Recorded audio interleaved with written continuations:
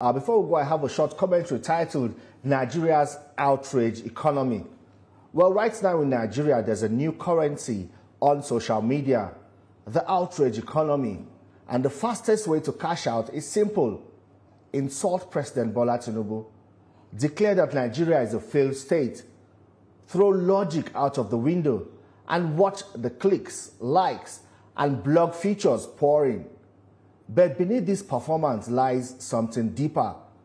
The arrogance of ignorance, the desperation for validation, and content driven not by truth, but by contempt.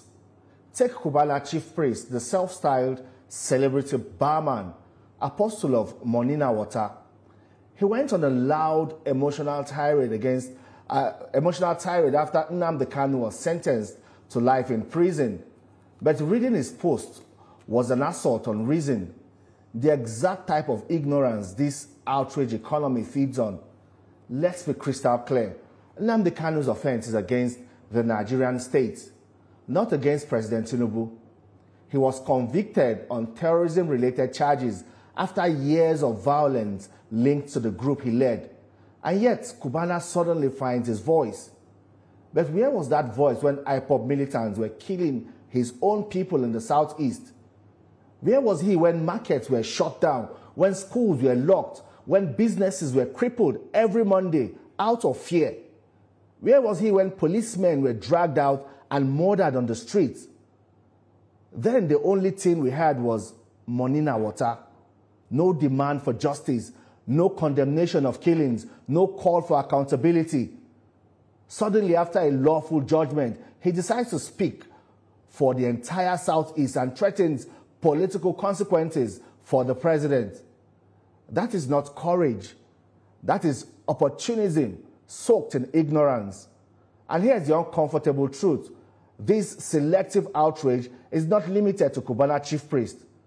When Peter Obi released his statement on the sentencing, what many noticed wasn't the opinion, but the timing. A man who was largely silent during the peak of IPOB's terror in the southeast, a man who refused to confront the violent faction in his political stronghold. He suddenly finds his voice only when the court delivers a verdict. That is not leadership.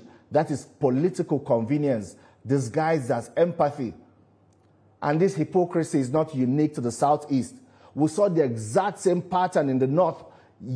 Years of killings by bandits and extremist groups, silence from religious leaders, traditional rulers, political elites.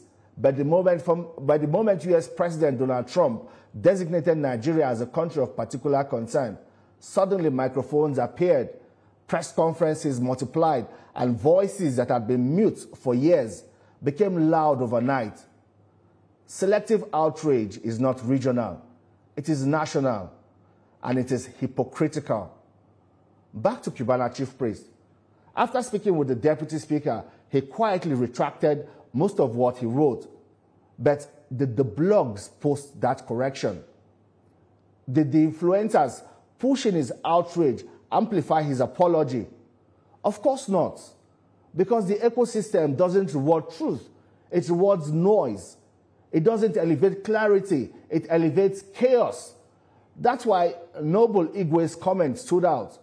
Calm, factual, courageous, a rarity in a climate dominated by mob commentary.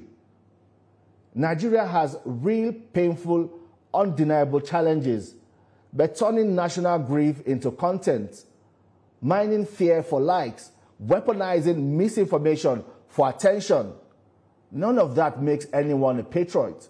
It only worsens the instability we all claim to be fighting. At some point, we must ask ourselves, are we speaking to heal the nation or shouting to trend on the timeline? Because the truth is simple. A country cannot progress when outrage becomes entertainment and when ignorance becomes a strategy.